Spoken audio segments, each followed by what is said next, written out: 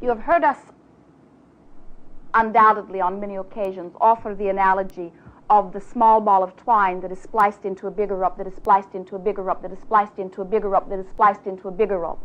This is the way your thoughts dovetail one into another. And so let us say that you have a general feeling of well-being. That general feeling of well-being has to do with lots of ropes that you've been pulling on.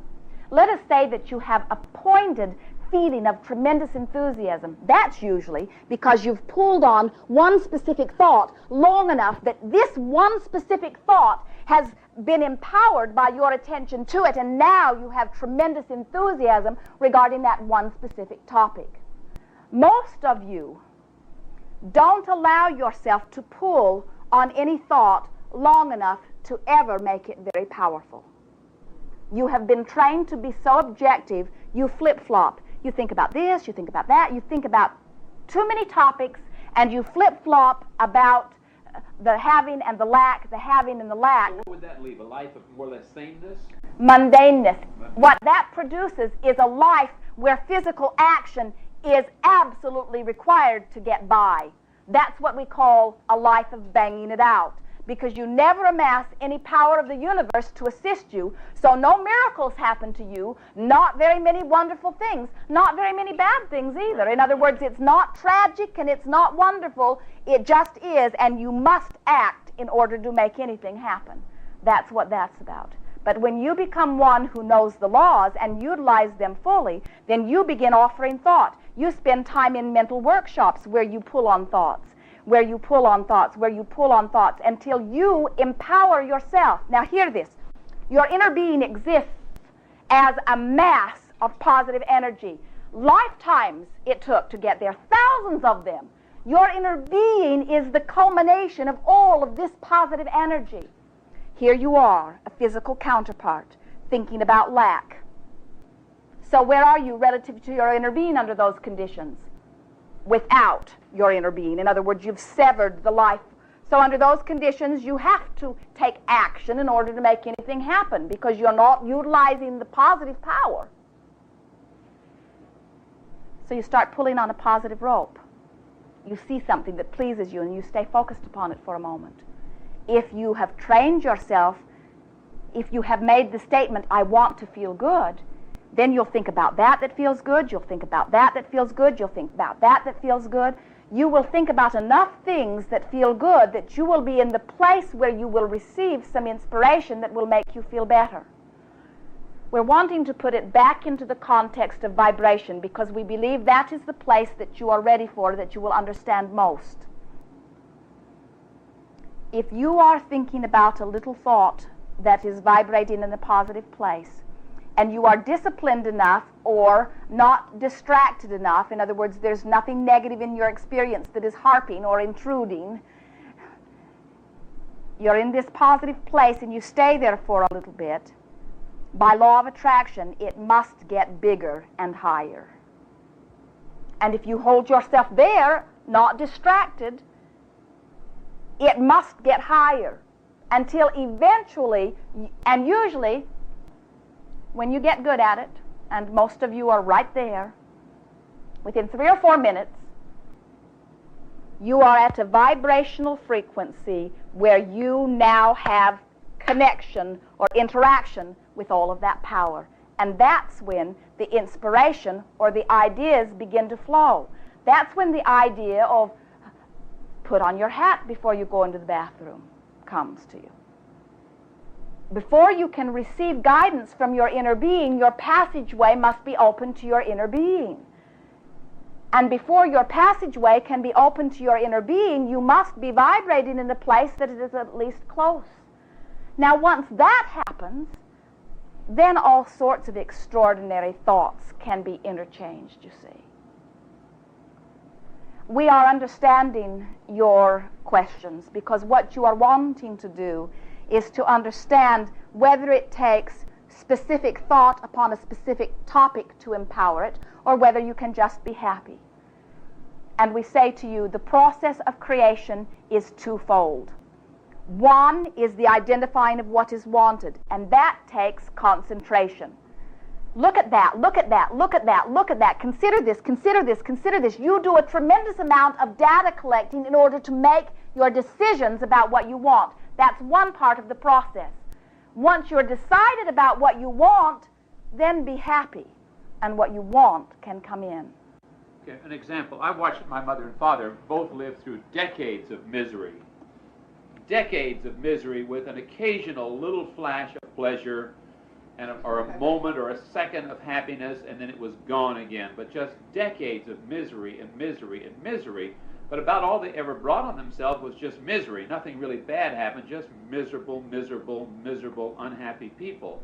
But all through it all, Daddy had a fear of cancer, Mother had a fear of stroke. Daddy died with cancer, Mother died of stroke. So in spite of all this long thing, of all this general negative, they still created their finale exactly as that one little sparky fear that went through the whole thing.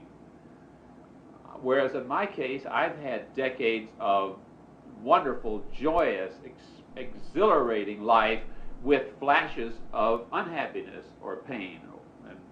And I can't remember the last time I've had any unhappiness or pain. Now it's been so long. And so it's logical to assume that you will die in joy. Well, my desire is to die in my sleep when I'm 120, on my birthday at 120. So can I? We'll make a note. With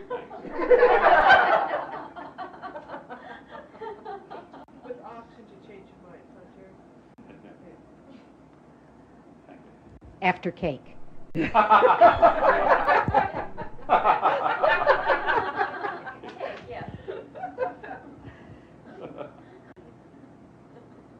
I have a little fear I want you to help me work through as a practical example. Before I started out down here, I pre-paved that I would have a comfortable and safe trip. And my friends were with me.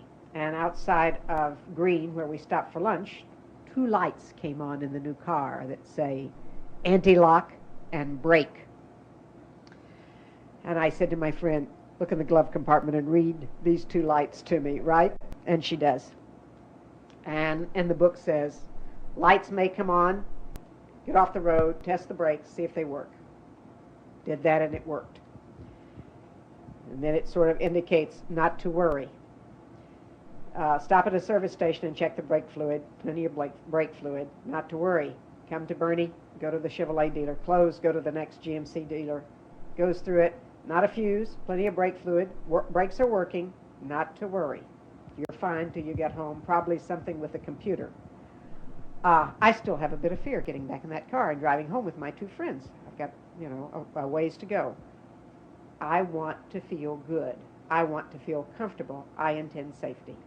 I need a change of thought. We are appreciating very much this offering, for we will liken the warning light on your dashboard to negative emotion that you might feel about something. Is the best approach to try to ferret out what is wrong, or is the best approach to now identify more clearly than ever what is wanted? And as you identify more clearly than ever what is wanted, then you become a stronger attractor of that. The action that you were inspired to did allay your fears, did it not? In other words, now think about it. Use your logic. A warning light indicates trouble or potential trouble. In this case, it says brake. If you push on your brake and you have a brake, then you realize you do not have an absence of a brake. In other words, the light is there as an indicator of possible trouble. As you are looking at your experience, that possible trouble is not within your experience. The reason that we are appreciating your bringing this forth is because it is exemplatory of the feeling of vulnerability that lies within the minds of almost all of you. That guarded feeling that I must watch out or that I must protect myself from what is wrong, rather than the inherent and much broader awareness that everything really is well.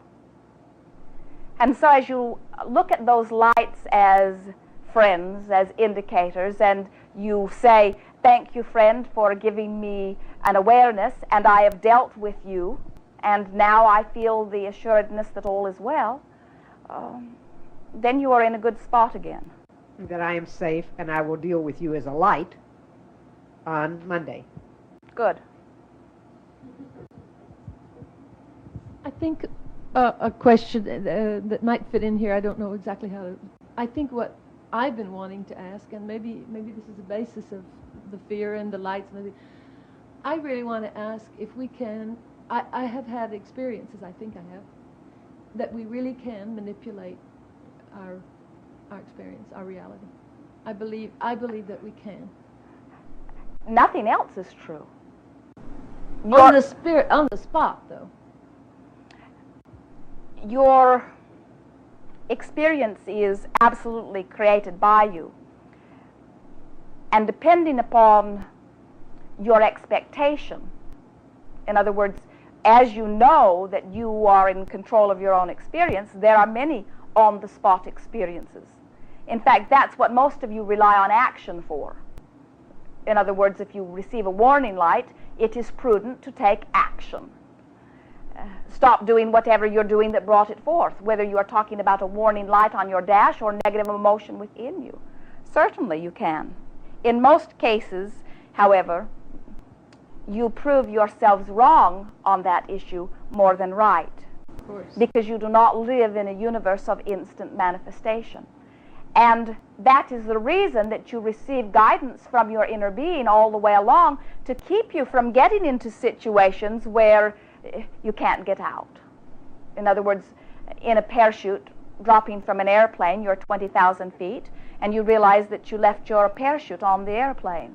And so then you, as you're falling to the ground, you say, "Abraham, got any good ideas?" And we say, under these circumstances, you have two choices. You can go head first or feet first, but we have not much to offer you, for it is too late for you to learn to fly. You wouldn't go so far as to say that you can make a little effort, because I think I've been doing it.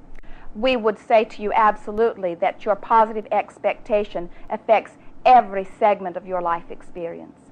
And the more sure you are that everything is well, then the more you will live those miraculous situations. In other words, the more the bullet will miss you, and the automobile accident will go around you, and the can that falls from the shelf will miss you. And certainly, we would never say that you cannot control your own experience. But what we are encouraging is that you begin with thought and don't count on miracles, because that way you have a smoother, more joyful life experience.